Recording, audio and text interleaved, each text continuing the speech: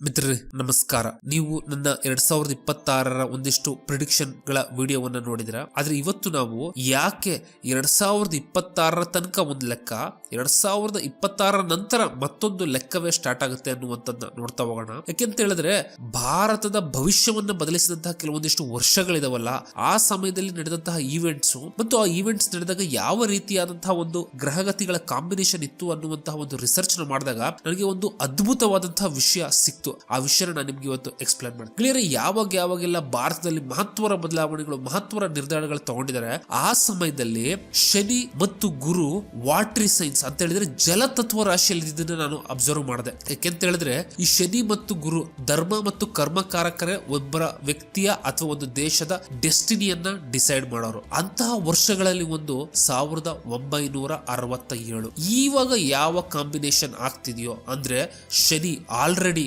ಮೀನದಲ್ಲಿದ್ದಾನೆ watery sign ಅಲ್ಲಿ, ಗುರು ಈಗ ಮತ್ತೆ ಕರ್ಕಾಟಕಕ್ಕೆ ಬರ್ತಾ ಇದ್ದಾನೆ ವಾಟರಿ ಸೈನ್ಗೆ.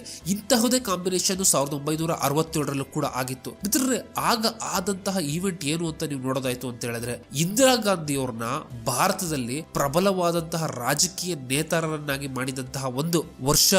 ಅದು ತಮ್ಮ ಎಲ್ಲಾ ಒಳಗಿದ್ದಂತಹ ಮತ್ತು ಪಕ್ಷದ ಹೊರಗಿದ್ದಂತಹ ಎಲ್ಲಾ ಎನಿಮಿಗಳನ್ನ ಮುಗಿಸಿ ಅವರು ಒಬ್ಬ ಪ್ರಬಲವಾದಂತಹ ಲೀಡರ್ ಆಗಿ ಬೆಳೆದ್ರು. ಆದ್ರೆ ಆ ಸಮಯದಲ್ಲಿ ಈ ಕಾಂಬಿನೇಷನ್ ಹೇಗೆ ವರ್ಕ್ ಆಗ್ತಿತ್ತು ಅಂತ ಹೇಳಿದ್ರೆ ರಾಜಕೀಯದಲ್ಲಿ ಕ್ರಾಂತಿಯನ್ನ ತಂದಿತ್ತು.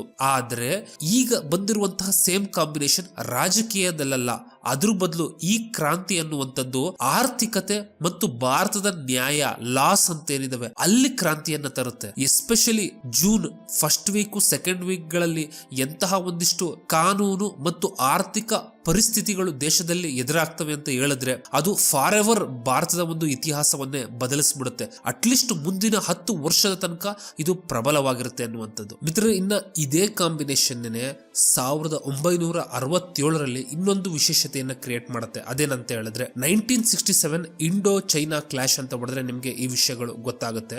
1962ನೇ ಇಸ್ವಿಯ ಸಮಯದಲ್ಲಿ ಭಾರತ ಚೀನಾ ಯುದ್ಧದಲ್ಲಿ ಭಾರತ ಹೀನಾಯ ಮುಖಭಂಗವನ್ನ ಅನುಭವಿಸಬೇಕಾಗುತ್ತೆ, ಸೋಲನ್ನ ಕಾಣುತ್ತೆ. ಆದ್ರೆ 1967ರಲ್ಲಿ ಒಂದು ಕ್ಲಾಶ್ ಆಗುತ್ತೆ. ಆ ಕ್ಲಾಶ್ ಅನ್ನ ಕೆಲವರು ಎಷ್ಟರ ಮಟ್ಟಿಗೆ ಕರೀತಾರೆ ಅಂತ ಹೇಳಿದ್ರೆ ಸೆಕೆಂಡ್ ಇಂಡೋ ಚೀನಾ ವಾರ್ ಅಂತ ಕೂಡ ಕರೀತಾರೆ. ಆದ್ರೆ ಆ ಕ್ಲಾಶ್ ಆದಾಗ ಏನಾಗುತ್ತೆ ಅಂತ ಹೇಳಿದ್ರೆ ಅದರಲ್ಲಿ ಭಾರತ ಗೆಲ್ಲುತ್ತೆ. ಮಿತ್ರರೇ, ಹಾಗಿದ್ರೆ ಈಗ ಕೂಡ ಆ ಕಾಂಬಿನೇಷನ್ ಫಾರ್ಮ್ ಆಗ್ತಾ ಇದೆಯಲ್ಲ, ಇದರ ಅರ್ಥ ಏನು?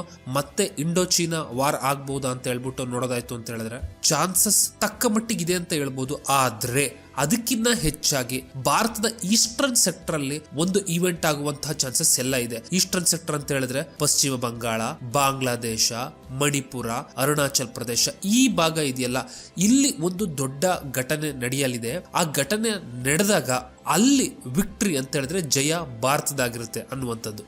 ಇದಿಷ್ಟಲ್ದಲೆ 1967 ಅನ್ನುವಂಥದ್ದು ಭಾರತದ ಒಳಗೆ ಬಹಳಷ್ಟು ಆರ್ಥಿಕ ಸಮಸ್ಯೆ ಮತ್ತು ಅನ್ನಕ್ಕೆ ಕೊರತೆ, ಈ ರೀತಿಯಾದಂತಹ ಸಮಸ್ಯೆಗಳನ್ನ ಕೂಡ ಕ್ರಿಯೇಟ್ ಮಾಡಿತ್ತು. ಅದರ ಪರಿಣಾಮವಾಗಿ ಕೂಡ ಈಗಲೂ ನಾವು ಆ ರೀತಿಯಾದಂತಹ ಒಂದು ಆರ್ಥಿಕ ಪರಿಸ್ಥಿತಿ ಮತ್ತೆ ಜಾಬ್ ಲಾಸಸ್ ಇದನ್ನ ಈ ವರ್ಷ ಬಹಳ ನೋಡ್ಬೇಕಾಗಿ ಬರ್ಬೋದು. ಮತ್ತೆ ಎಲ್ಲದಕ್ಕಿಂತ ಮುಖ್ಯವಾಗಿ ಪ್ರಪಂಚದ ವಿಷಯಕ್ಕೆ ಬಂತು ಅಂತ ಹೇಳಿದ್ರೆ 6 days ವಾರ್ ಆಫ್ ಇಸ್ರೇಲ್ ಅಂತ ಹೇಳ್ಬಿಟ್ಟು ಒಂದು ಘಟನೆ ಆಯ್ತು. ಅದೇನಂತ ಹೇಳಿದ್ರೆ ಇಸ್ರೇಲ್ ಮೇಲೆ ಅರಬ್ ರಾಷ್ಟ್ರಗಳು ದಾಳಿ ಮಾಡಿದಾಗ 6 ದಿನಗಳ ಒಂದು ಯುದ್ಧ ಆಗುತ್ತೆ. ಈ ಒಂದು ಯುದ್ಧವನ್ನ ನಾವು ಅಬ್ಸರ್ವ್ ಮಾಡ್ತು ಅಂತ ಹೇಳಿದ್ರೆ ಇದು ಇಸ್ರೇಲಿನ ಒಂದು ಎಕ್ಸಿಸ್ಟೆನ್ಸ್ ಗೆ ಥ್ರೆಟ್ ತರುವಂತಹ ಯುದ್ಧ ಆಗಿತ್ತು. ಸೊ ಈ ವರ್ಷನೂ ಕೂಡ ಇಸ್ರೇಲ್ ಯುದ್ಧ ರಂಗಕ್ಕಿಳಿಯುವಂತಹ ಎಲ್ಲಾ ಸಾಧ್ಯತೆ ಇದೆ. ಆದ್ರೆ ಕೊನೆಗೆ ಗೆಲುವು ಇಸ್ರೇಲ್ದೇ ಆಗುವಂತಹ ಎಲ್ಲಾ ಸಾಧ್ಯತೆ ಕೂಡ ಜಾಸ್ತಿ ಇದೆ. ಇದಿಷ್ಟು 2026ರಲ್ಲಿ ನಡೆಯಬಹುದಾದಂತಹ ಕೆಲವೊಂದಿಷ್ಟು ಇನ್ಸಿಡೆಂಟಿನ ಹಿಂಟ್ಗಳು. ಗೆಳೆಯರೆ, ಒಂದು ತಿಳ್ಕೊಳ್ಳಿ, ಈಗ ಏನು ಪ್ರಾರಂಭ ಆಗುತ್ತೆ ಅದು ಮುಗಿಯೋದು ಇನ್ನ 10 ವರ್ಷಗಳ ನಂತರನೇ. ಯಾಕೆಂದ್ರೆ ಆಗ ಮತ್ತೊಂದು ಕಾಂಬಿನೇಷನ್ ಆಗ್ತಾ ಇದೆ. ಅದು ನಾನು ನಿಮ್ಗೆ ಬೇರೆ ವಿಡಿಯೋದಲ್ಲಿ ಎಕ್ಸ್ಪ್ಲೇನ್ ಮಾಡ್ತೀನಿ.